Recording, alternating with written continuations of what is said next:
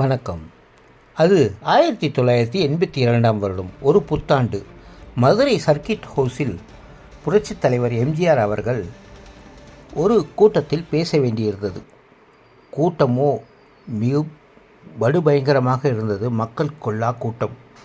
ஆனாலும் எம்ஜிஆர் சந்திக்க வேண்டிய மக்கள் அனைவரையும் சந்தித்து ஒரு கட்டத்தில் அவர் சோர்வடைந்து இது போன்று ஒரு கட்டையில் சாய்ந்து கொண்டு நின்று கொண்டு பின்னர் சந்திக்க வேண்டிய மக்களை சந்தித்துவிட்டு தன்னை தேடி வந்த மக்களை சந்தித்து வாழ்த்துக்களையும் பெற்று அவர்கள் குறைகளையும் கேட்டறிந்தார்.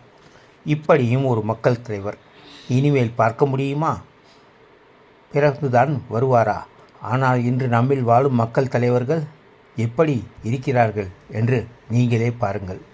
அதுபோக தன் பின்னால் அவர்கள் துரத்தி வருவதுதான் கௌரவம் என்றும் கேரவான்களில் தூரம்தான் கௌரவம் என்றும் நினைக்கிறார்கள்.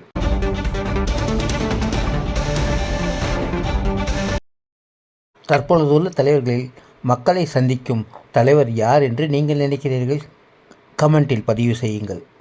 நன்றி, வணக்கம். இண்டிபெண்டன்ட் செய்திகளுக்காக உங்கள் AK.